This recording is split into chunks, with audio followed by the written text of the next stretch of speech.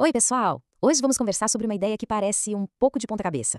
Para se conectar de verdade com as pessoas, o primeiro passo talvez seja aprender a ficar bem sozinho. Vamos mergulhar no que significa essa tal de autossuficiência emocional, num mundo que, olha que ironia, parece nos fazer sentir cada vez mais sós. Quem nunca, né? Essa sensação é muito mais comum do que a gente imagina. É um sinal claro de uma desconexão bem profunda, mesmo quando se está, teoricamente, cercado de gente. E é justamente esse paradoxo que a gente vai investigar hoje. Ok, então vamos começar pelo cenário geral.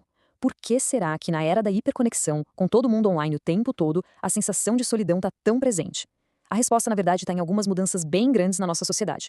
Pensa só. Antigamente, a gente tinha aqueles espaços que eram tipo uma extensão de casa, sabe? Clubes, o barzinho da esquina, associações de bairro. Eram lugares onde as amizades nasciam de forma natural. Bom, esses lugares estão sumindo. Ao mesmo tempo, a internet nos deixou, de certa forma, mais fechados nas nossas bolhas, mais centrados em nós mesmos. O resultado, as interações sociais hoje parecem exigir uma energia enorme. E com tanta gente a um clique de distância, as relações começaram a parecer descartáveis. Agora, a coisa fica ainda mais interessante, porque além de tudo isso que está acontecendo do lado de fora, existe um ciclo que acontece aqui dentro da gente e que nos mantém presos na solidão. E para entender esse ciclo, primeiro a gente precisa diferenciar dois tipos de emoção. Imagina que o nosso cérebro tem dois modos de operação. Um é o modo alerta, de alta intensidade. É para agir, para reagir, é a euforia de uma festa ou a ansiedade que dá antes de um encontro. O outro é o modo descanso, de baixa intensidade. É para simplesmente existir. É a calma de ouvir uma música ou aquela tristeza quietinha. A solidão mexe exatamente com esses dois modos. E aí que tá o ciclo. Funciona assim: a pessoa tá lá se sentindo triste, que é uma emoção de baixa intensidade, aí ela pensa, chega, vou sair e vou ver gente. Só que a interação social dispara uma ansiedade enorme, que é uma emoção de alta intensidade super desconfortável. E pra fugir dessa ansiedade, o que ela faz? Volta pro isolamento. E acaba concluindo que no fim das contas é melhor ficar só. É um verdadeiro ping-pong emocional que prende muita gente nessa armadilha. Então, como é que se quebra esse padrão? É aqui que entra a virada de chave, a ideia que pode mudar tudo. A solução não é fugir da solidão a qualquer custo, mas dar um novo significado para ela. Porque existe uma diferença gigantesca entre a solidão que é imposta para a gente e a solitude que a gente escolhe. O ponto central aqui é a palavra escolha. É tudo sobre a sensação de controle. Quando algo é imposto, a gente sente que perdeu o controle, e isso gera sofrimento.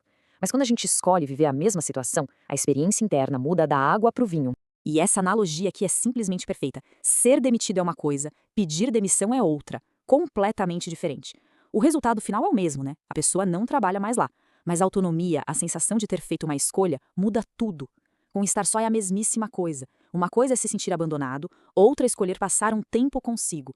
Certo, entendi a teoria. Mas e na prática? Como é que se faz isso? Não se trata de virar um eremita e se isolar do mundo. A ideia é dedicar, de forma intencional, um tempinho para estar na própria companhia. E a proposta bem pé no chão. A ideia é reservar uns 20% do tempo que a gente já passa sozinho para praticar essa solitude de forma consciente. Ou seja, não é sobre achar mais tempo, mas sim usar o tempo que já existe de um jeito diferente.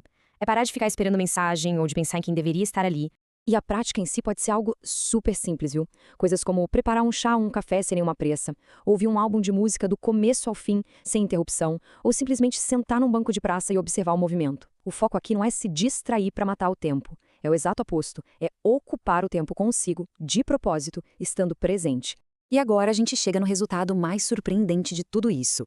Porque, por mais estranho que pareça, aprender a ficar bem na própria companhia melhora e muito a qualidade das nossas relações com as outras pessoas. Um exemplo ótimo disso são os monges. Eles passam a maior parte da vida em solitude, mas, em geral, são pessoas super serenas, presentes e ótimas de papo.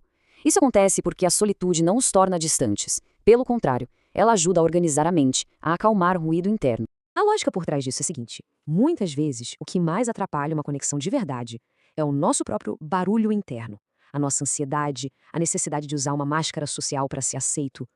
Quando se pratica a solitude, essa necessidade diminui. A pessoa se sente mais inteira, mais estável e consegue se apresentar para o mundo de um jeito muito mais autêntico. Olha, o filósofo Schopenhauer resumiu isso de um jeito genial.